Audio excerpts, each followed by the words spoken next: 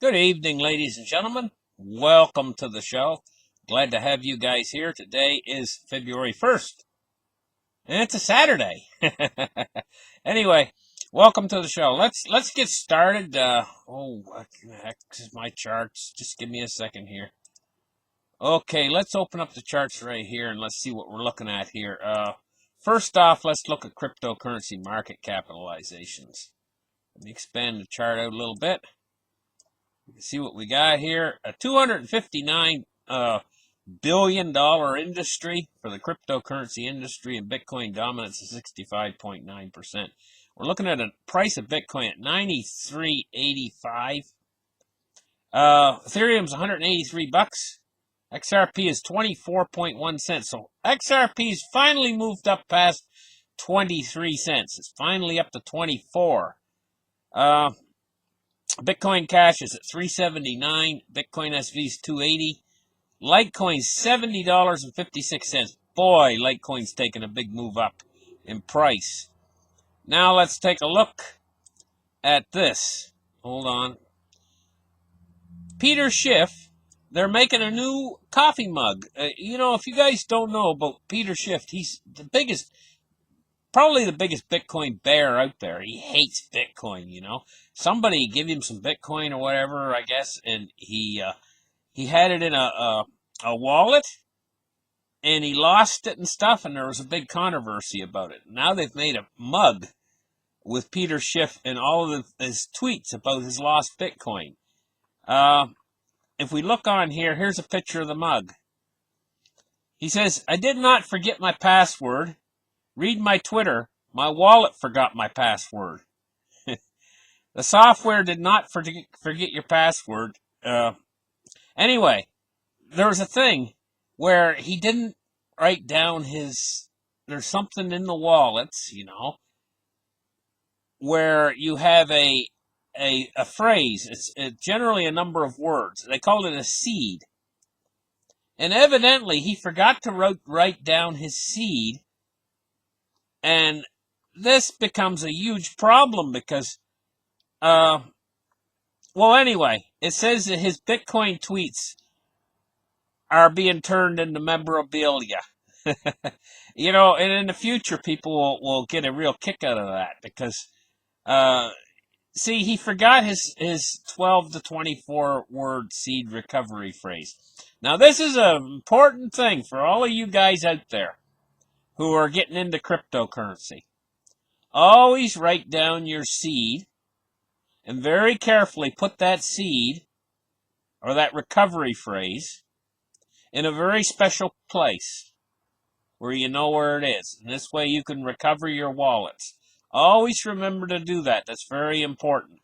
And that is the moral behind this story of what Peter Schiff losing his Bitcoins. He says in this tweet, he says, "Bitcoin mystery is solved. I mistook my PIN for my password." And he says, "I also never had a copy of my seed phrase." He says this is an honest but costly mistake. And this should be a important thing for everybody out there who's starting in cryptocurrency. Always start small.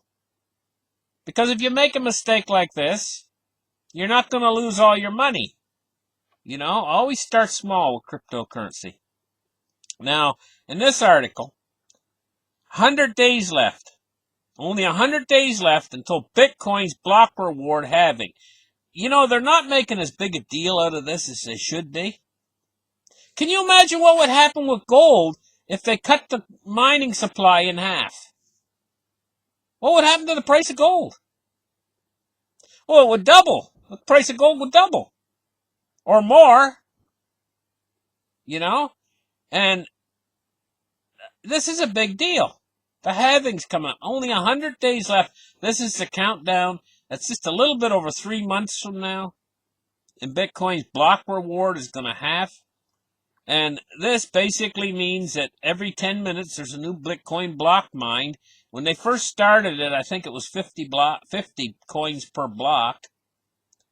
And now, I think what is it now, 25?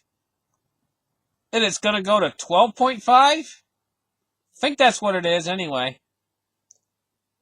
That's a big deal. What's it going to go from 12.5? That's going to be a hard, that would be 6.25 is the next one. What's that, 4 years from now? 6.25, and then the next one after that would be 3 point, 3.1? And then the next one after that would be 1.55 or something like that. Anyway, it's just going to keep going down, smaller and smaller and smaller fractions, until in the end there's none left. With something that's designed that way, it's designed completely opposite from the way our fiat currency is designed. Our fiat currency is designed that they just keep the multiple going in the opposite direction.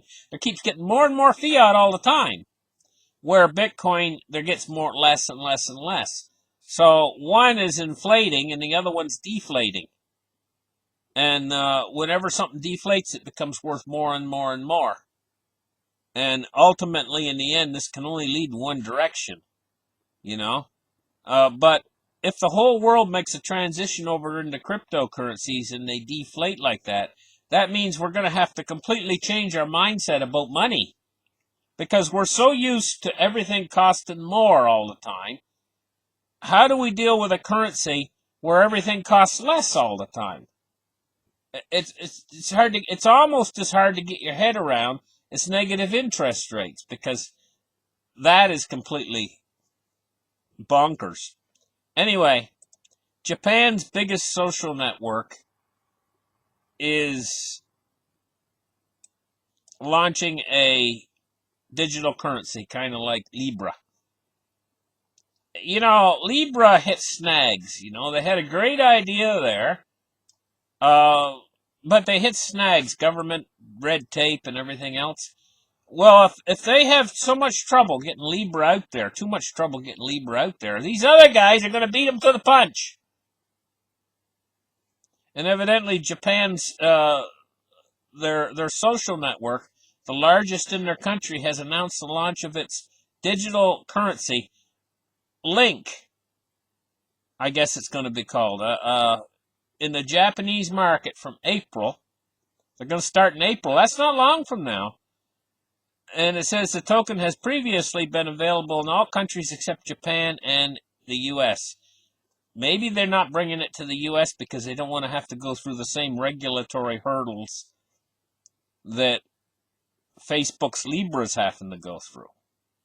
But I can see this as a trend where all these banks out there, central banks and regular banks, and also your different social networks and stuff are all getting into the currency business.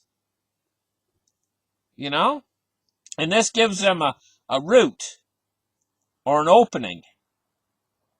And once that door is open and people start to use these new social media type digital currencies, well, that power of the treasury that the government's held all this time and the banks have held all this time, this is a direct threat to them.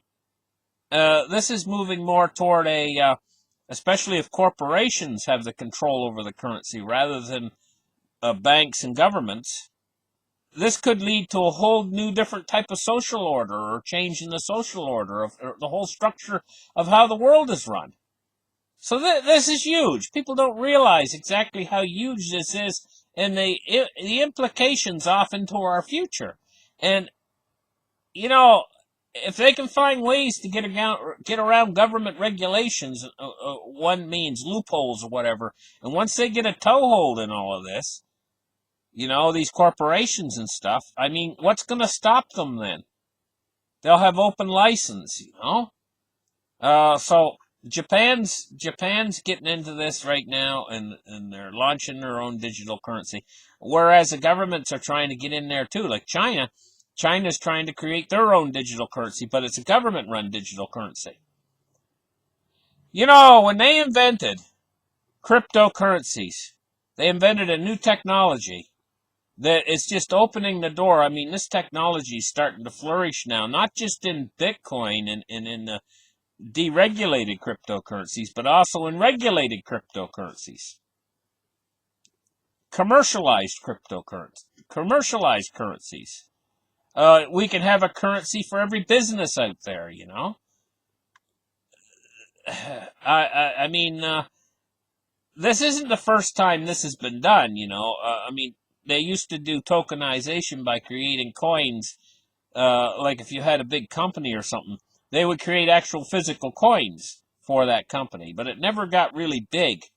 This gives an opportunity for this to get really big because of the new modern way we can transmit money across the internet. Thank you guys for listening to this show.